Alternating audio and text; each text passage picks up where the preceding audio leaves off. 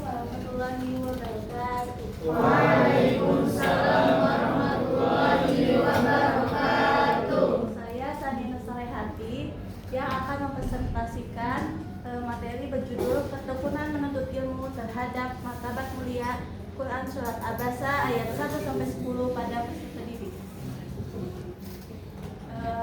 Dari judul ini, variabel X-nya ketekunan menuntut ilmu dan variabel Y-nya martabat mulia.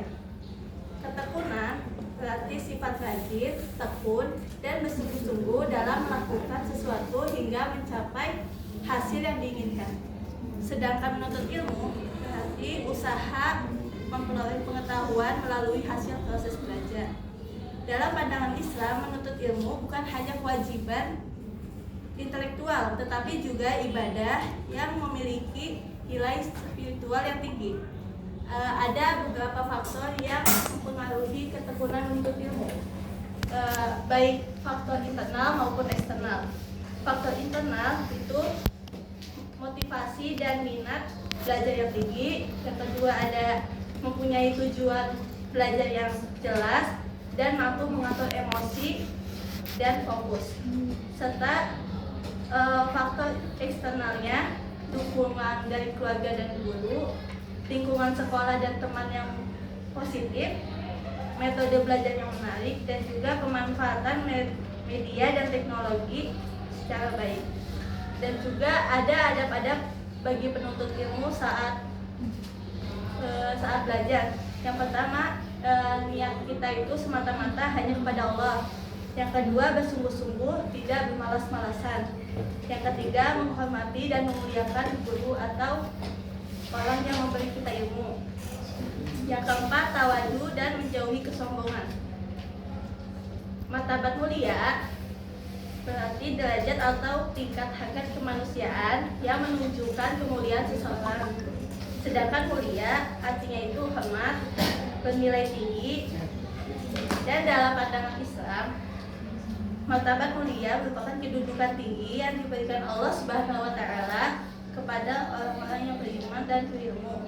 Faktor pembentuknya itu ada pendidikan dan pembinaan akhlak, pembiasaan nilai-nilai karakter, keteladanan dari lingkungan sekolah dan keluarga.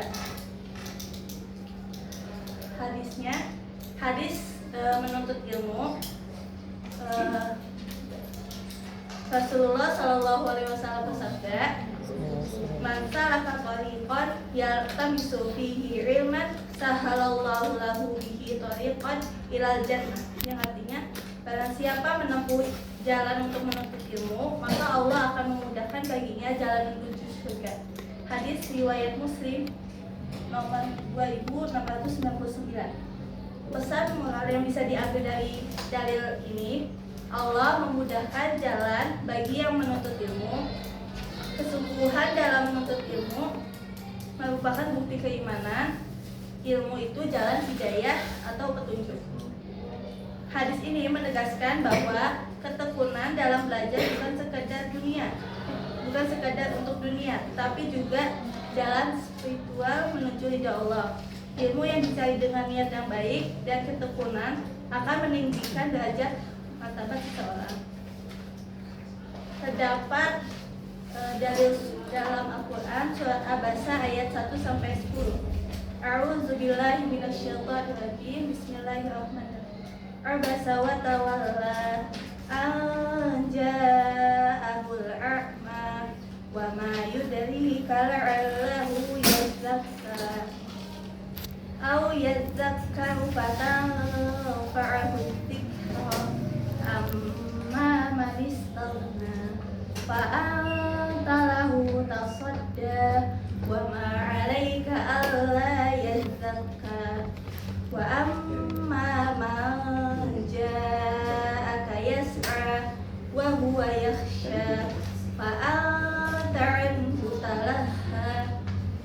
Yang artinya, dia Muhammad bermuka masam dan berpaling karena telah datang seorang buta kepadanya.